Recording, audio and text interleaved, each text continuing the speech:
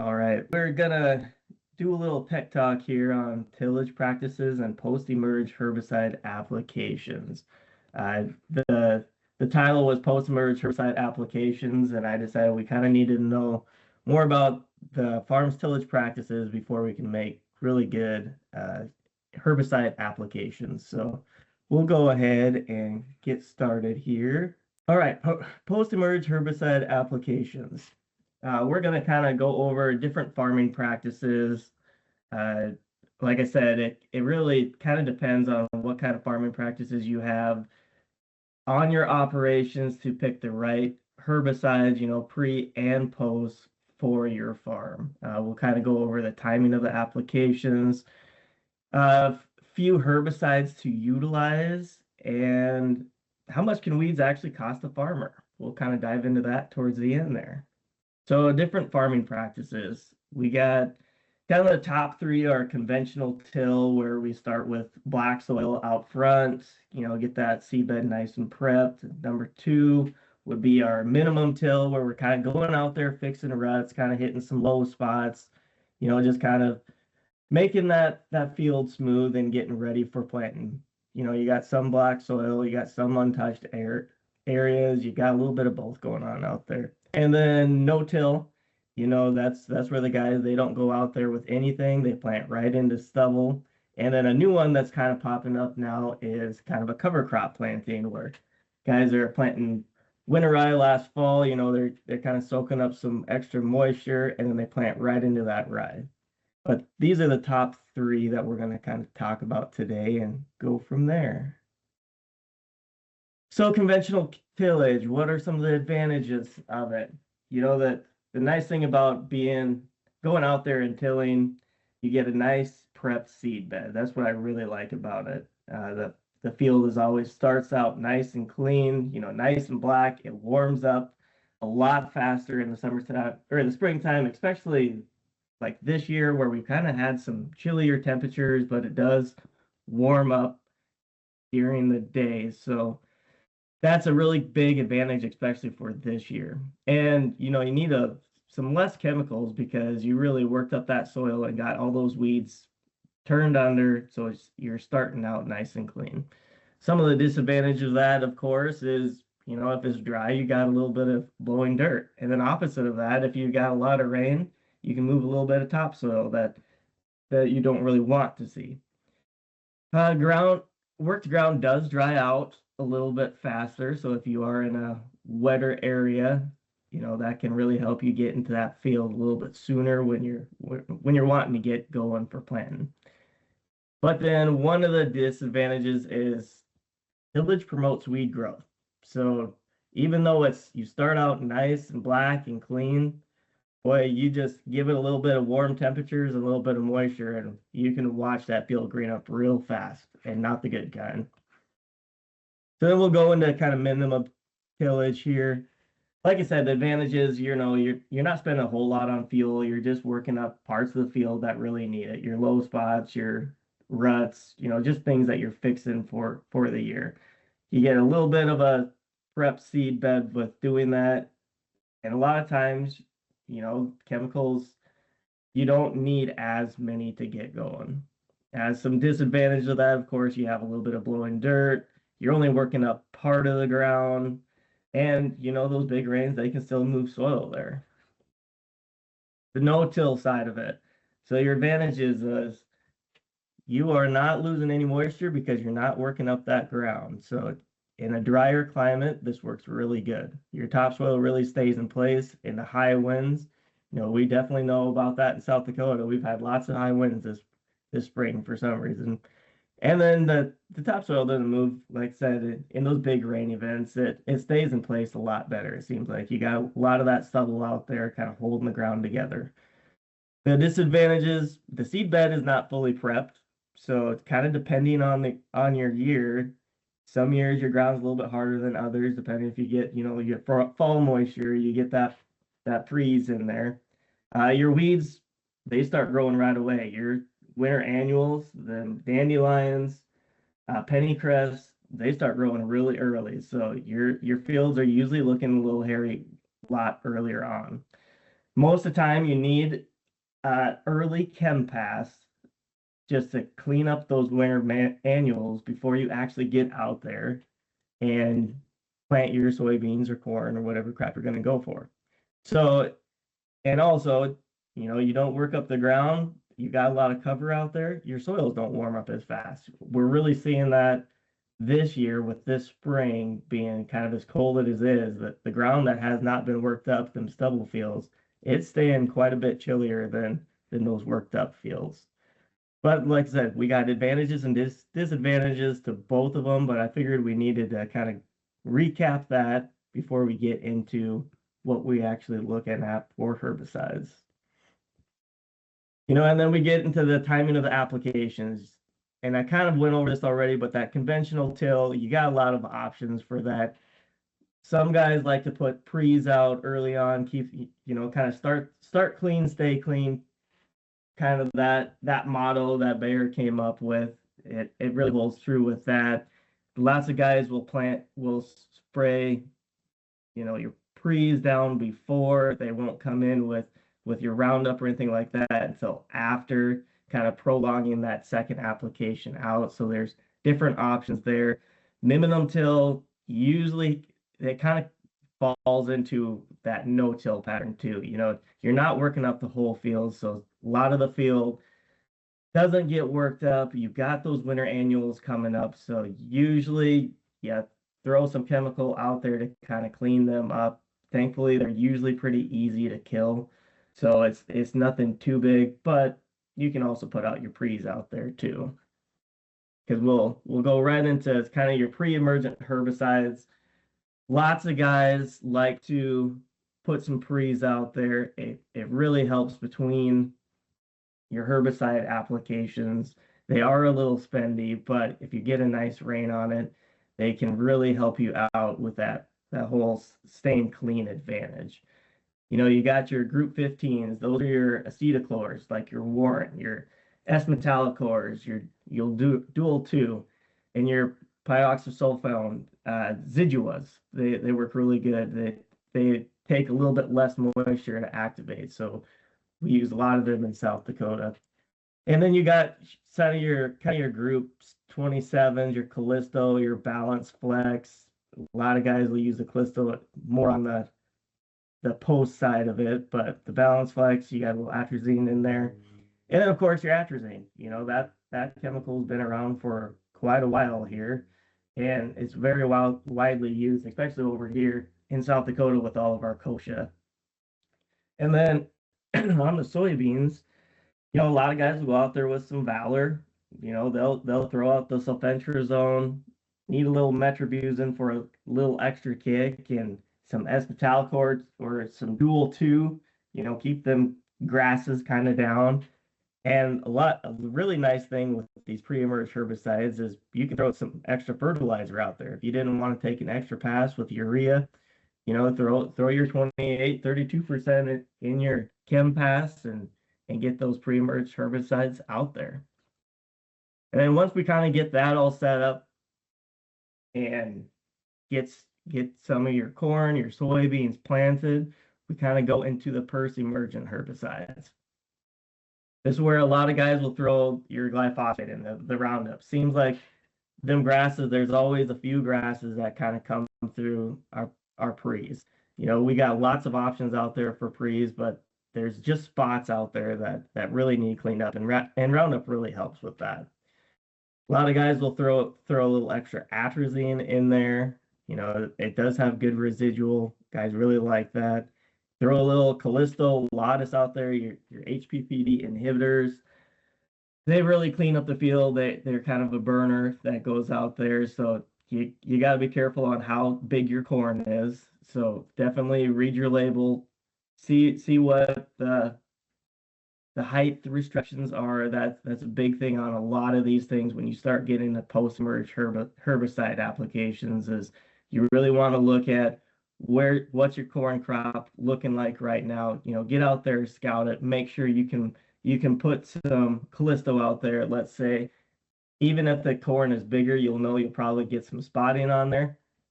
But if you're out there looking at your field and know that your corn's a little bit bigger, you can kind of you'll know that in the back of your head, so you're not surprised if it happens. And then a lot of guys will use a safe and dicamba, status or Diflex is pretty widely used around these parts and kind of all over the country too.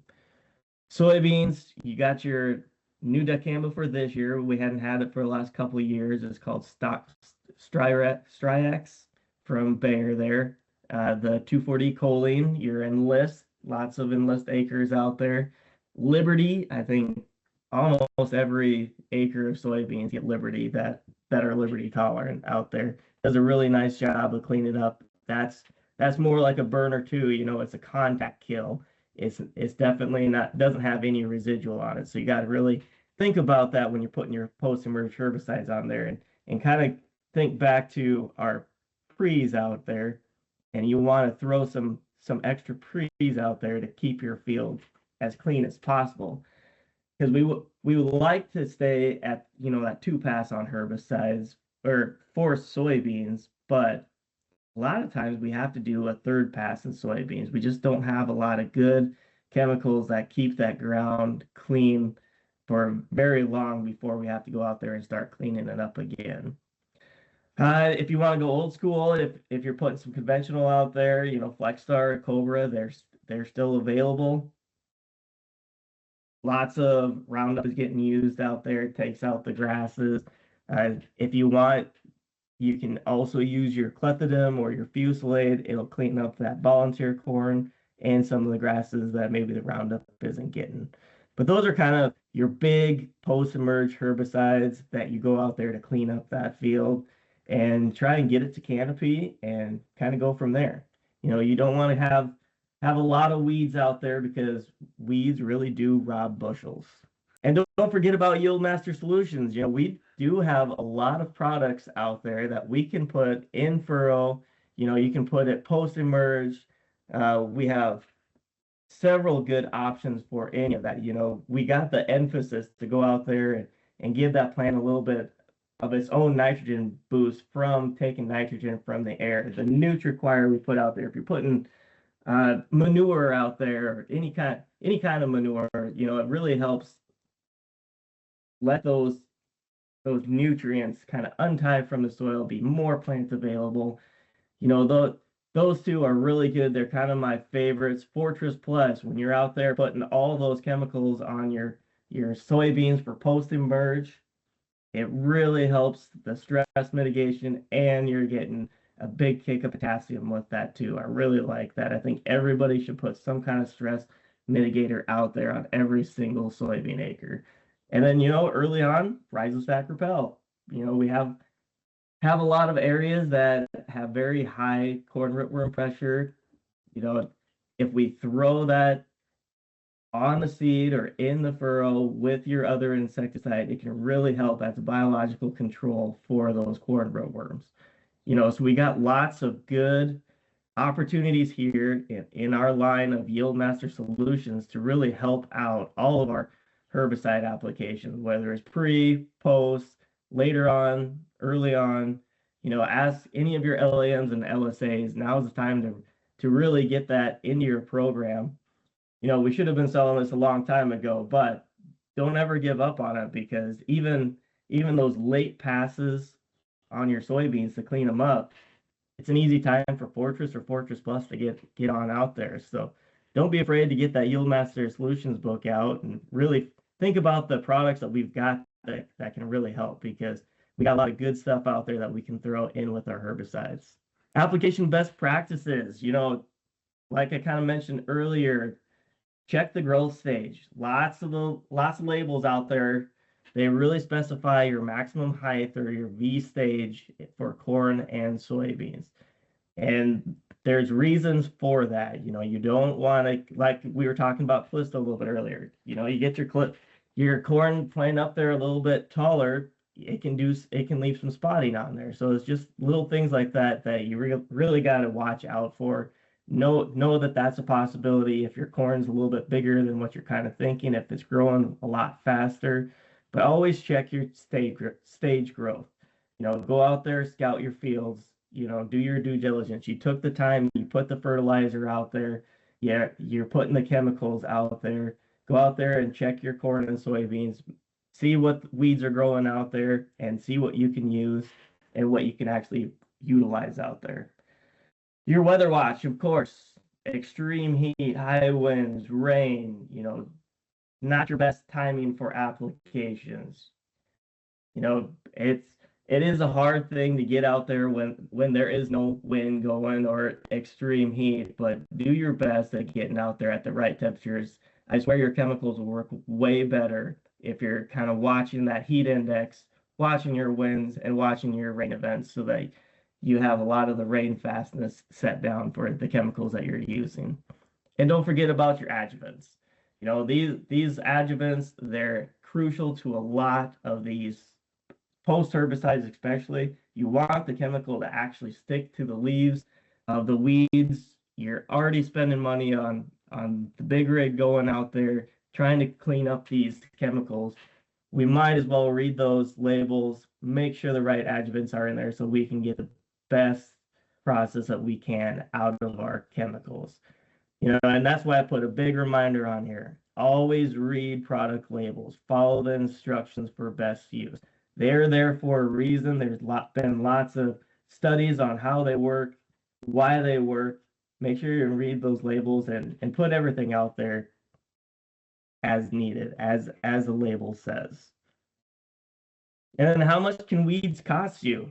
I get this question literally every year since I've been an agronomist. Weeds equal lost bushels. There is no ifs, ands, or buts about that.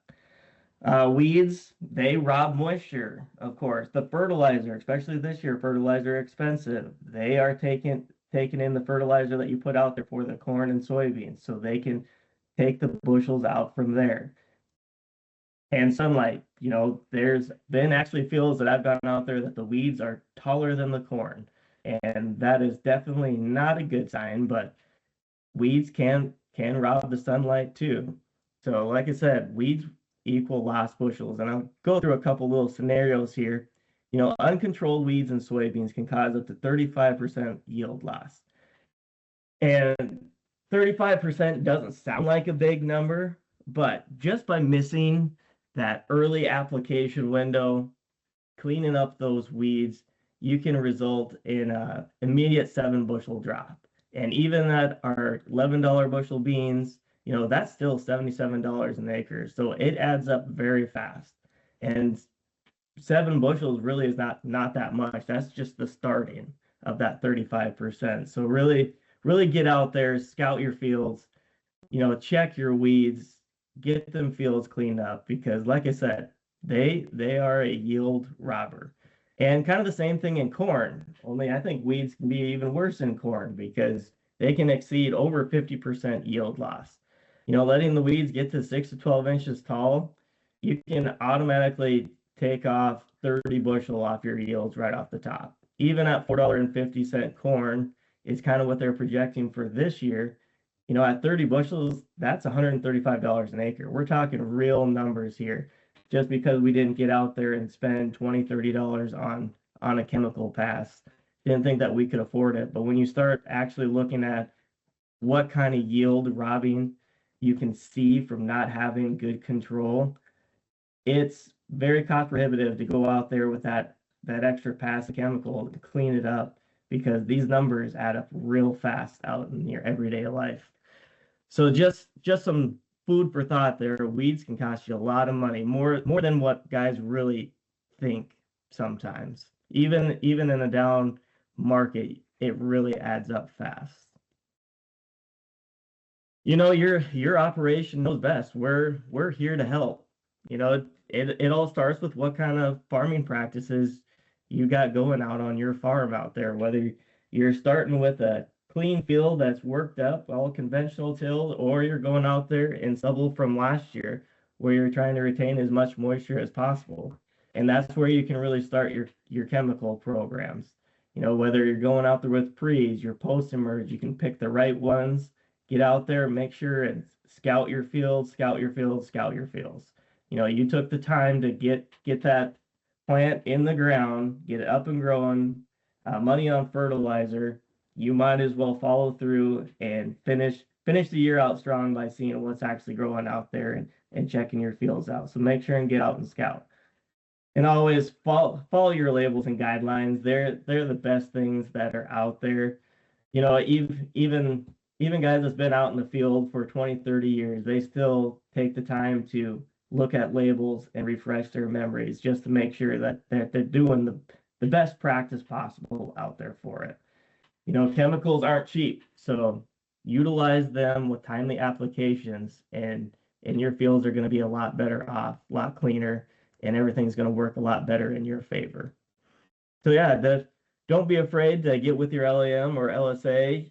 You know, they can help you consult on your seed products, your chemicals, your timing applications, your YMS products. You know, we are here to help you. That is the biggest thing. And from there, that's kind of all I got for you guys. You know, it's kind of quick this morning. Like I said, everyone's kind of busy. The temperatures are finally warming up out there, but we kind of wanted to get this out there for everybody to start really thinking about. We're putting the seed in the ground. We've put the fertilizer out there. Let's make sure and follow through, get your scouting down, and get the chemicals right to really start with a good field so that we can end with a great yield for everybody. So I thank you for your time, and get out there, be safe, and thanks everybody.